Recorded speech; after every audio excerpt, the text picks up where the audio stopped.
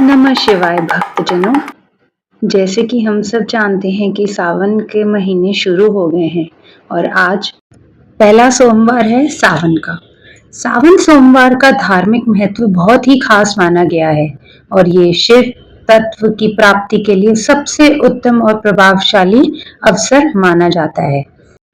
भक्तजन सच्ची श्रद्धा से भगवान शिव की पूजा आराधना करते हैं और व्रत भी रखते हैं, जिससे उनकी सभी मनोकामनाएं पूरी होती हैं और जीवन के हर प्रकार के तनाव और कष्ट से वह मुक्त हो जाते हैं। तो चलिए सुनते हैं सावन सोमवार की कथा का पाठ, जो कि बहुत ही जरूरी होता है और बिना इस पाठ के पढ़ने से या सुनने से आपको व्रत की संपूर्ण फल नहीं मिलता है। तो चलिए शुरू करते हैं सावन सोमवार की व्रत कथा। सोमवार के व्रत में कथा का पाठ करने का महत्व शिव पुराण में बहुत खास माना गया है। मान्यता है कि जो लोग सावन सोमवार का व्रत करते हैं उन्हें विधि विधान से पूजा करने के बाद व्रत कथा का पाठ जरूर करना चाहिए। कई भक्तजन तो सावन सोमवार के शुरू होते ही 16 सोमवार के व्रत रखते हैं। भगवान शिव को सबसे पहले दूध, दही, घी, शहद और गंगा जल से अभिषेक किया जाता है और फिर विधि विधान से पूजा करने के बाद सावन सोमवार के व्रत की कथा पढ़ी जाती है, जिससे सब शुभ फल प्राप्त होता है। तो चलिए पढ़ते हैं सावन सोमवार के व्रत की कथा विस्तार से। एक समय की बात है, किसी नगर में एक साहूकार रहता था। उसके घर में धन धान्य किसी चीज की भी कमी नहीं थी, लेकिन उसकी कोई संतान नहीं थी। इस कारण वह बहुत दुखी था। पुत्र प्राप्ति के लिए वह प्रत्येक सोमवार व्रत रखता था और पूरी श्रद्धा के साथ शिव मंदिर जाकर भगवान शिव और पार्वती जी की पूजा करता था। उसकी भक्ति देखकर एक दिन मां पार्वती प्रसन्न हो गई और भगवान शिव से उस साहूकार की मनोकामना पूर्ण करने का आग्रह किया। पार्वती जी की इच्छा अनुसार भगवान शिव ने कहा, हे पार्वती, इस संसार में हर प्राणी को उसके कर्मों का फल मिलता है और जिसके भाग्य में जो हो उसे भोगना ही पड़ता है। लेकिन पार्वती जी ने साहूकार की भक्ति का मान रखने के लिए उसकी मनोकामना पूर्ण करने की इच्छा जताई। माता पार्वती के आग्रह पर शिवजी जी ने साहूकार को पुत्र प्राप्ति का वरदान तो दिया, लेकिन साथ ये भी कह दिया कि उसके बालक की आयु केवल 12 वर्ष होगी। माता पार्वती और भगवान शिव की बातचीत को साहूकार सुन रहा था। उसे ना तो इस बात की खुशी थी और ना ही दुख। वह पहले की भांति शिवजी जी की पूजा करता रहा। कुछ समय बाद साहूकार के घर एक पुत्र का जन्म हुआ। जब वह बालक 11 वर्ष का हुआ तो उसे पढ़ने के लिए काशी भेज दिया गया। साहूकार के पुत्र के मामा को बुलाकर उसे बहुत सारा धन दिया गया और कहा कि तुम इस बालक को काशी विद्या प्राप्ति के लिए ले जाओ और मार्ग में यज्ञ करवाना। जहां भी यज्ञ कराओ वहां ब्राह्मणों को भोजन कराते और दक्षिणा देते हुए जाना। दोनों मामा भांजे इसी तरह यज्ञ करते और ब्राह्मणों को दान दक्षिणा देते काशी की ओर चल पड़े। रात को एक नगर पड़ा जहां नगर के राजा की कन्या का विवाह था, लेकिन जिस राजकुमार से उसका विवाह होने वाला था वह एक आंख से काना था। राजकुमार ने पिता से अपने पुत्र के काना होने के बात को छुपाने के लिए एक चाल सोची। साहूकार के पुत्र को देखकर उसके मन में एक विचार आया। उसने सोचा, क्यों ना इस लड़के को दूल्हा बनाकर मैं राजकुमारी से विवाह करा दूं। विवाह के बाद इसको धन देकर विदा कर दूंगा और राजकुमारी को अपने नगर ले जाऊंगा। लड़के को दूल्हे के वस्त्र पहनकर राजकुमारी से विवाह कर दिया। लेकिन साहूकार का पुत्र ईमानदार था।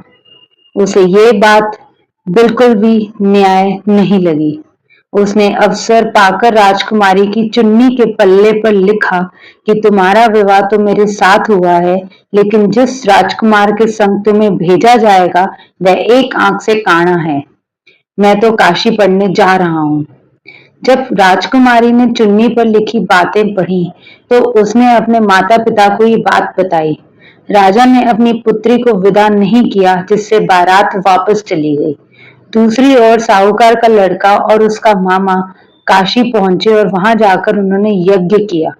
जिस दिन लड़के की आयु 12 साल की हुई, उसी दिन यज्ञ रखा गया। लड़के ने अपने मामा से कहा कि मेरी तबीयत कुछ ठीक नहीं है। मामा ने कहा कि तुम अंदर जाकर सो जाओ। शिवजी जी के वरदानुसार कुछ ही देर में उस बालक के प्राण निकल गए। मृत भांजे को देख उसके मामा ने विलाप शुरू किया। संयोगवश उसी समय शिवजी जी और माता पार्वती उधर से ही जा रहे थे।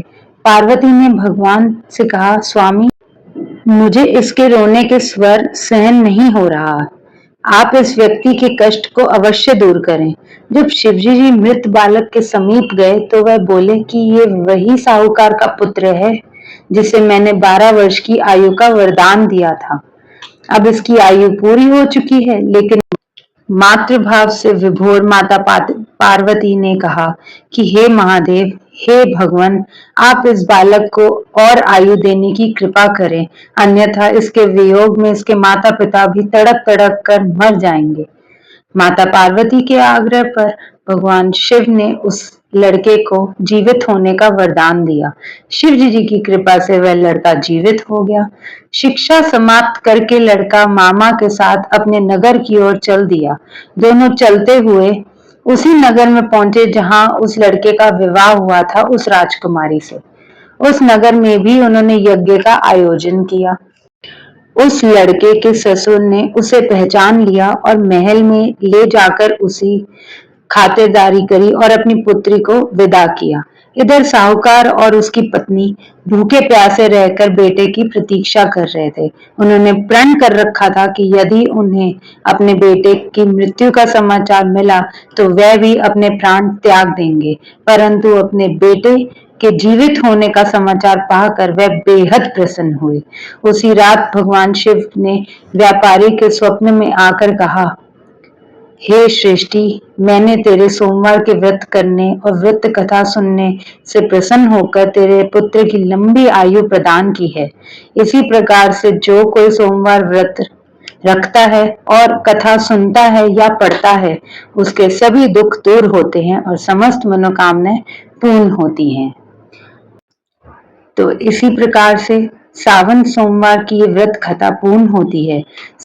तो भक्तजनों, हमें ऐसे ही सावन के सोमवार का व्रत करना चाहिए और उसके बाद हमें कथा भी पढ़नी चाहिए और साथ साथ हमें शिव मंदिर भी जाना चाहिए, जल अभिषेक करना चाहिए और शिव मंत्रों का जाप जरूर करना चाहिए। दिन में केवल फलाहार ही करना चाहिए और रात शाम को पूजा करने के बाद, पाठ करने के बाद जो भी प्रसाद रूपी है उसे खाकर हमें अपना पूरा दिन शिव मंत्रों में ही व्यतीत करना चाहिए। ओम नमः शिवाय, ओम नमः शिवाय, ओम नमः शिवाय।